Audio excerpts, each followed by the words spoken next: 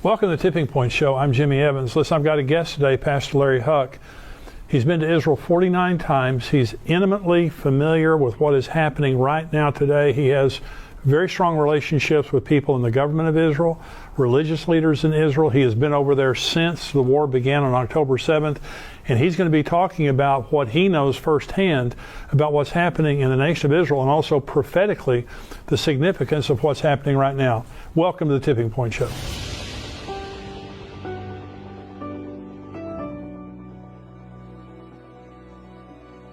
Larry, thank you so much for joining me today. My honor. I'm really, really glad to be here with you, Jimmy. Well, you know, I said in the introduction, you know, you've received awards from the nation of Israel because of your faithful service and devotion to them for many years, not without a price. Yep. I think anyone who stands up for Israel, there's a price that you pay, but there is an eternal reward that we know of. There is. That God's going to bless those who bless Israel, curse those who curse Israel.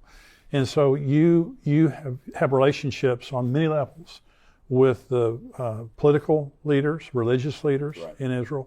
And I want to kind of focus in this talk about what's happened since October 7th, the anti-Semitism, the wars and things like that. But just tell me, in your conversations with some of the leaders of Israel, what are they saying? What are they thinking? Well, you know, right after the war started, I really felt God speak to me to go over there and show my support and stand with Israel. And I was actually at the airport in JFK, and all these Jewish men are getting ready to get on the plane, and this man walks up to me and says, "Are you Israeli?" And I said, "No." And he goes, "I didn't think so." He goes, "Why are you going to Israel? Who are you? Why are you going to Israel?" Because the war had just begun. And I said, "Well, I'm Larry Huck." And the guy goes, "Oh, I know who you are. I've heard of you." And he said, "I just brought hostages to speak to Congress to help get America to stand with Israel." And so when I went over there, Jimmy, it was so sad because what happened on October 7th is beyond anything that we can imagine. And you and I are about to view a video of that at the embassy in Israeli embassy in D.C. And, you know, when I came back, I saw some of the video that you and I are going to see. I talked to hostage relatives. I talked to people that were there. And I later said, I want to apologize for calling Hamas animals, because that's an insult to animals. What they did is nothing more than demonic. But all Israel was seeing is all these pro-Hamas, pro-Palestinian demonstrations. And so from the guy who picked me up at the airport, my driver, to our security, our bodyguards, to politicians, they were tears in their eyes seeing Christians, Gentiles, being vocal and standing up with the nation of Israel. And like I said, we need, the further we get away from October 7th, I'm fearful that we're going to forget why Israel has to defeat this enemy. And Israel is, and I talked about this with politicians over there. I talked about this with army officers. I talked about this with civilians, with religious leaders. Israel not only has the right, but they have the obligation to defeat this enemy. But what we need in America or Australia or England, we need to understand they're fighting that fight not just for themselves. They're fighting that fight for us, because this is a battle between good and evil. Yeah. This is a battle between civilization and barbarianism, and it's a battle that has to be won. The same people that attacked Israel, you know, you hear on the, one of the reasons I went over is, one is they kept saying on the media, well, this didn't happen.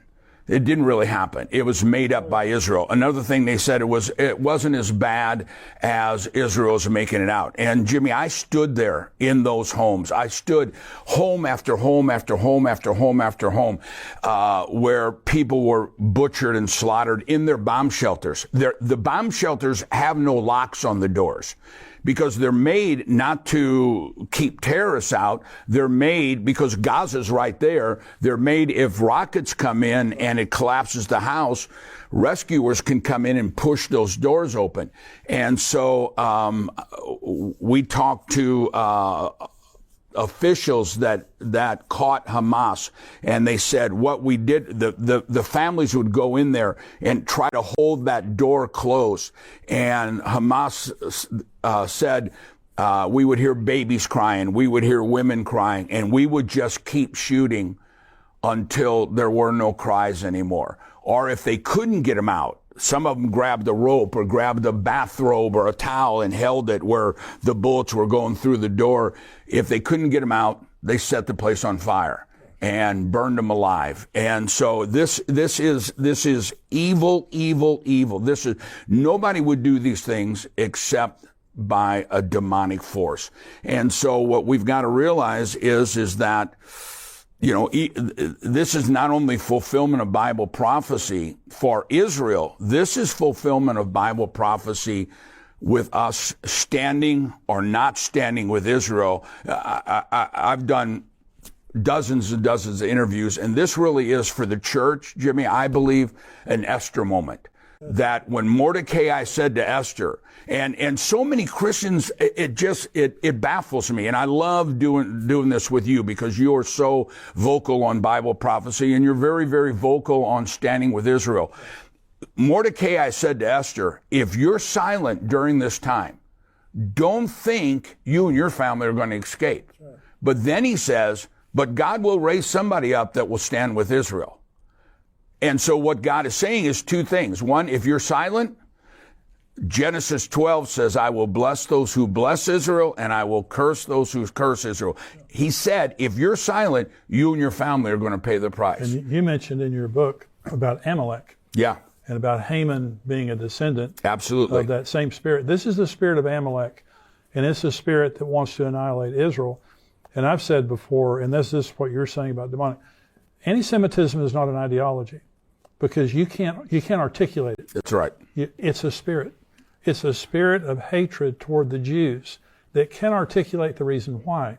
It can only say that it wants to destroy them. That's all. That's all it is. That's all. And so this is demonic. It's also, I was watching the football playoffs the other night, and Larry, through the football playoffs, there were advertisements against anti-Semitism, okay, which is great. Yeah. They need to be there. Yeah. But can you imagine the day and time that we live in? It's so global. And in my neighborhood, about 3 weeks ago, there was a pro-Palestinian protest in my neighborhood, about a mile from my house. Yeah.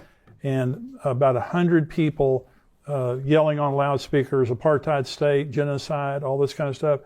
And in my neighborhood, I was shocked at how many cars are going by honking in support. Yeah. And that's why Christians have to stand up and not fear standing up for Israel. And be educated on why we're standing up for Israel. Yeah. You know, let me address that in two ways. First off, the spirit of Amalek is, it doesn't matter what it costs me, I'm going to kill Jews.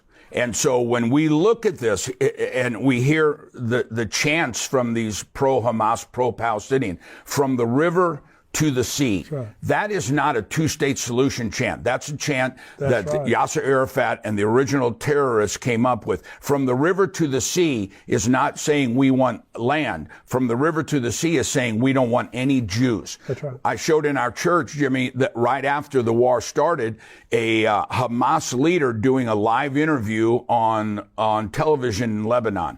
And he said, we will kill every Jew until we're finished.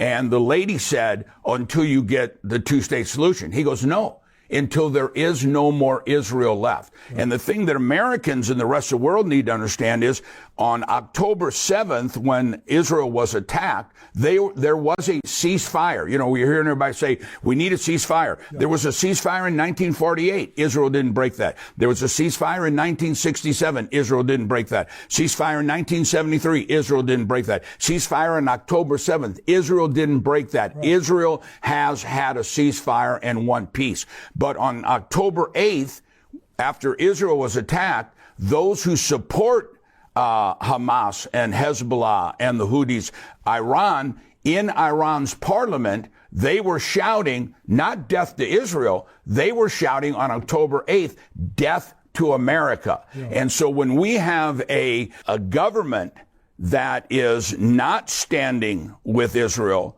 but is not standing, and also not standing against Iran. This is a setup for the Antichrist. This is a setup for the end times. And the spirit of Amalek says, you know, where did the spirit of Amalek first come from? When Israel came out of Egypt, Israel was going this way. The people of Amalek were over here. They came in behind Israel. Israel wasn't even heading towards them. No rhyme, no reason. They came in. And what does the Bible say? It says they attacked the weak, the women, the elderly, and the children. And God says, you will fight the spirit of Amalek for the rest of your life until the Messiah comes. On the day of the attack, the Torah portion for all of Israel was the portion of Noah. And it says the world will be filled with violence. The word violence in Aramaic is Hamas. And he said, but at the end, this violence will be utterly destroyed. And so what we're seeing is a wake up, I believe in all my heart, a wake up call to the church saying you better stop playing games. You better get serious about serving God. I think in a lot of ways, the church world has gotten kind of lukewarm and we're just kind of going through the motions in a lot of ways. And this needs to be a wake up call to realize when God prophesies something in the Bible, it is going to happen. Right. And anti-Semitism, you know, we were talking about, look how fast this is changing. Yeah. It was just a few months ago, I was doing an interview and I said, to be anti-Semitic would not be politically correct. The new anti-Semitism is not down with the Jew. The new anti-Semitism is down with Israel. But since October 8th, this thing has come out of the closet, and instead of just saying down with Israel, you're seeing chanting all over the world, Hitler was right, the gas chambers were right, and so there's a rise of anti-Semitism, and this is a prelude to the very spirit that's going to be in the end times with the Antichrist, with the anti-God, with one world government, and this is a time, just like in Esther, that we need to make a choice. Hey, I want to invite you to come to our Tipping Point Conference that's coming up this year, September 21st, 2024 at Fellowship Church right here in the Dallas-Fort Worth Metroplex. We're expanding the conference this year to be Friday night and all day Saturday. I'll be there along with Pastor Jack Hibbs. He's going to be our special speaker on Friday night, along with Dr. Mark Hitchcock, Max Lucado, best-selling Christian author of all time, my dear friend, also a great prophecy teacher, Pastor Ed Young, Billy Crone, Jonathan Kahn. We have a great lineup of speakers. You're going to be there to worship, to fellowship, and to learn about what God is saying to us in these special times. I want you to come to the Tipping Point Prophecy Conference. If you're an endtimes.com subscriber, you get a 50% discount. Go right now and sign up. Well, it's a lot of pastors, I mean, you and I are both pastors. You know, you want to be sensitive to people and you don't want to be a mean, angry preacher, but you have to speak the truth. And when you speak the truth, some people won't like it. That's right. And they may leave your church. But if those people leave because of truth, did you really want them there? That's right. As loving as we can be, as gracious as we can be, we stand for Israel. And there are many Christians, Larry, that do not stand with Israel. Yeah. Replacement theology. Yeah. And they think, I heard a very famous preacher, this is back in the 80s, and he said, Israel is an armpit of a nation in the Middle East, and who should care? This was the very famous guy. And so, and I challenged him on it when I heard him say it. And so this is something that is spouted out there. Let's go through several issues, because when people hear all the dialogue right now that's going on related to Israel, one of the things that you're hearing is about the genocide that's happening in Gaza. Right. Okay. So now I want you to respond to this. Yeah, genocide in Gaza, right. And so there are 2 million residents of Gaza. Right. I think the death count right now of the Palestinians or the Gazan residents is 11,000. That's about 0.5% of the population. Genocide is wiping out a people. Right. Israel could wipe out the Palestinians in Gaza one day. In one day. Absolutely. They could kill all of them. Israel is the only army in the world, Jimmy, and you know this, that telephones in and said, we're coming in. That's right. Get the civilians out of here. Dropping leaflets in. But the word genocide means the annihilation of a people. Right. And what you're hearing on the news is that Israel has been causing and is causing genocide of all the Palestinian people. In 1948, when Israel became a nation, there were 750 to 800,000 Palestinians in that land. Right. Today, there are 5.5 million. So if that's genocide, Israel needs to get their numbers correct, because it's not a genocide, it's a growth. It's not a genocide of Palestinian people. And, you know, Jimmy, I think one of the most important issues is you see these signs all the time talking about Israel is occupying the land. Let's look first off, where did the name of Palestine come from? Right. Okay. You know, well, this has always been the land of Palestine. The name Palestine doesn't exist in the Quran. Jerusalem doesn't exist in the Quran. The name Palestine came from the time, right after the time of Jesus, when Rome occupied all that land. And Rome could defeat Israel physically, but they never could get them to bow down to the false gods. And so the Roman emperor hated the Jews so much, he made a decree. He said, I don't want to ever hear the name Israel again. I don't ever want to hear the name of Judea and Samaria again. From now on, we name this land Palestine. Now, Rome ruled everything, so they controlled the maps, they controlled everything. So the name of Israel, the name of Judea and Samaria were eliminated, and he said, we're now going to call this Palestine, after the Philistines, which were an enemy of Israel. Right. The Philistines were a little bitty part of land, kind of where Gaza is now, between Israel and Egypt. The Philistines weren't even Arab. The Philistines were descendants of Greece. They were a war type of people, but they weren't Arabs. But he said, these are the people that hate Israel, and so we're going to name their land after these people. During the Babylonian captivity, the Philistines were taken into captivity and never returned. So there's never been a Palestinian state. There's never been a Palestinian flag. There's never been a Palestinian government. This is all modern fallacy that the world has embraced as if it's historical fact. Where this happened is that in 1948, well, we'll go back for 400 years, from 1517 to 1917, all of that land, all what we call the Middle East, was ruled by the Ottoman Empire. The Ottomans were not Arabs. They are Muslim, but they're not Arabs. So all of this is the Ottoman Empire, not Philistine, not Arabs, the Ottoman Empire. When the Ottoman Empire partnered with Hitler in World War I, they were defeated, and so the Allied forces came in and said, okay, here's the Middle East. We're going to divide this up. It's not the Ottoman Empire anymore. So here's Lebanon, here's Syria, here's Transjordan, here's Iraq, Iran, here's Egypt, here's the land of Israel. From 1917, you have the Balfour Declaration, you have the San Remus Declaration, and all of this land was divided. In 1948, the only land that was shrunk was Israel, because Israel went all the way up past the capital of Jordan. And so they came in 1948, the Arab nations. Let's let everybody picture this whole table here is the Middle East. It's the Arab nations. If I were to take an ink pen and draw a dot here, that would be Israel. So all of these Arab nations and this dot Israel came against Israel in 1948. Israel won. But from Jordan, they came in, and they occupied that land, which was Israel, right, which is now the world calls the West Bank. God calls it Judea and Samaria. So the ones who are occupying are not the Israelis. The ones who are occupying are the ones who are Palestinian. But Israel said to the United Nations, the League of Nations gave it to them first. Then Israel said to the United Nations, we'll have a two-state solution. They came in after 1948. We'll let them stay.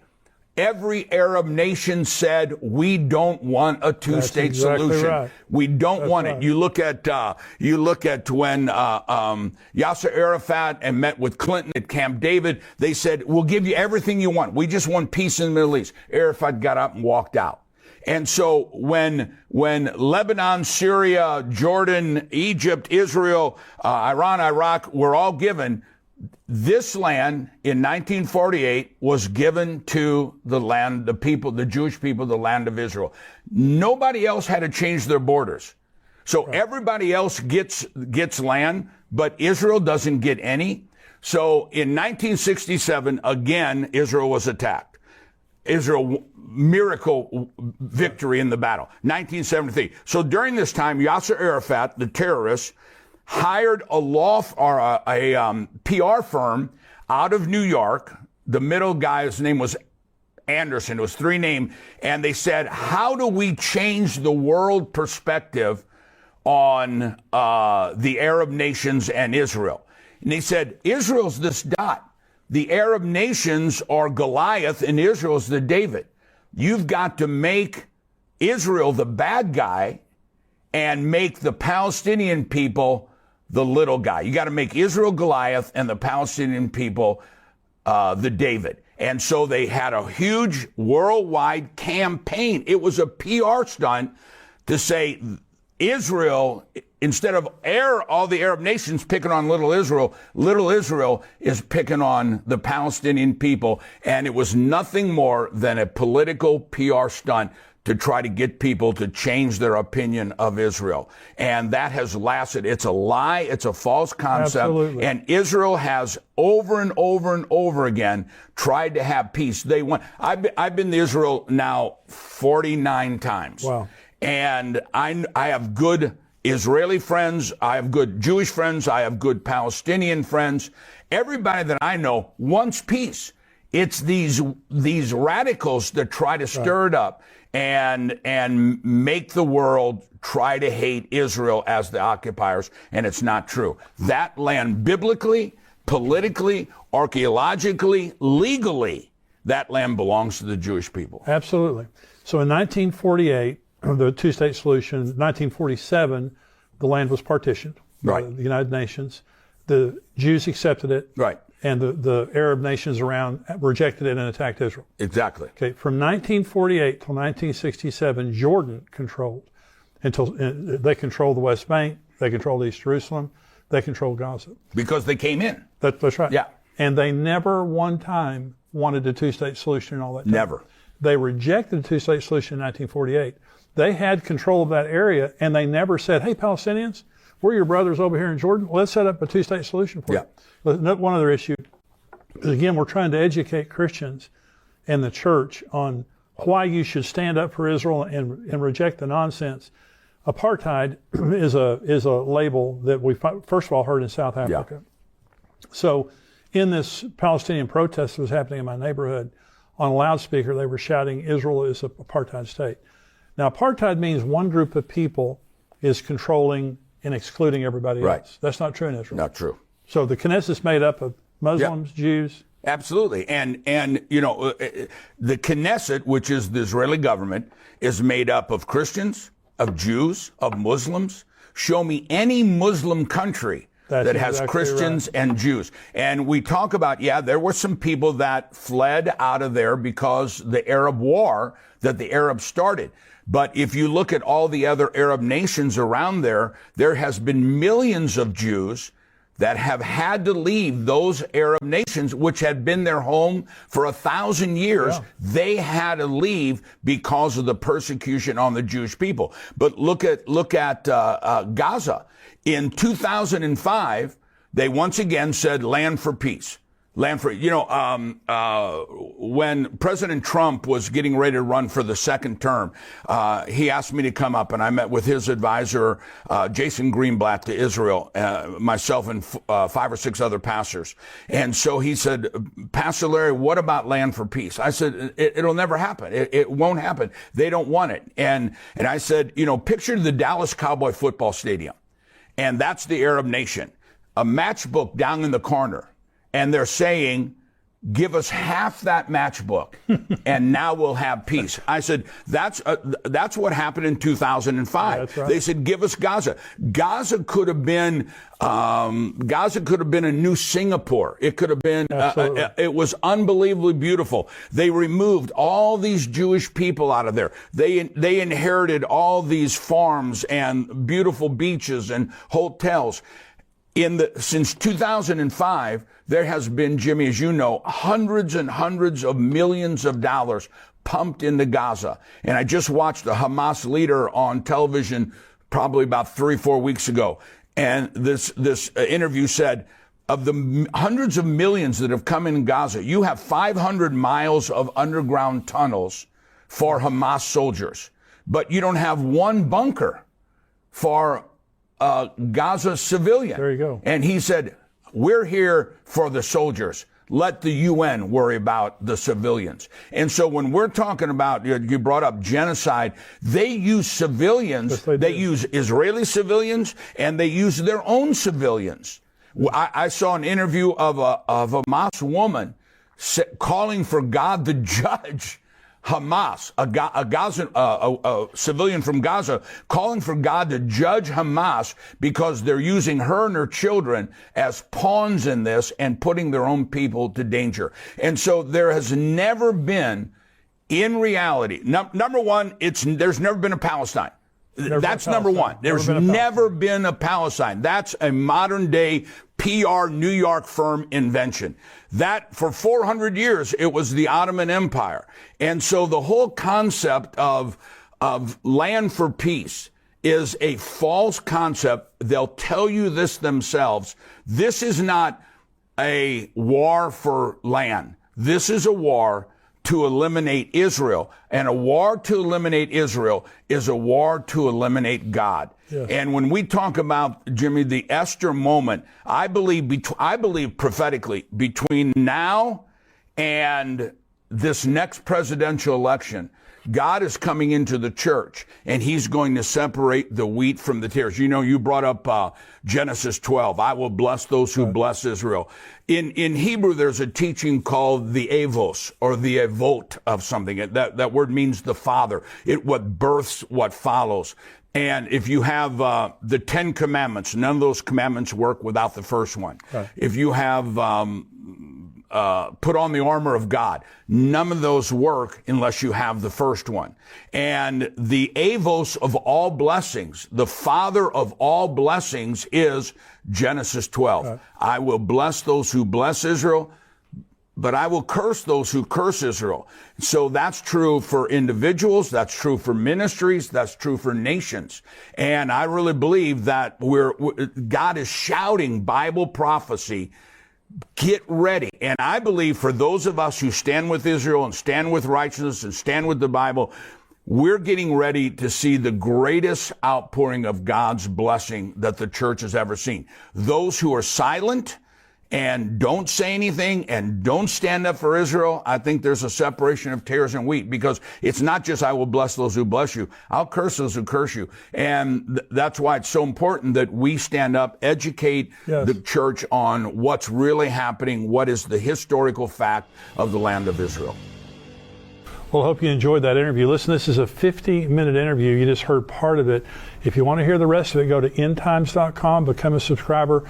For $7 a month, not only do you get the Tipping Point show that comes out every Wednesday, you get all the other things that we do all week long, from Brian Chagra, who is our correspondent in Israel, Mark Hitchcock, who is a scholar on the End Times. Every Thursday he has his show, plus everything else we do. $7 a month, End Times.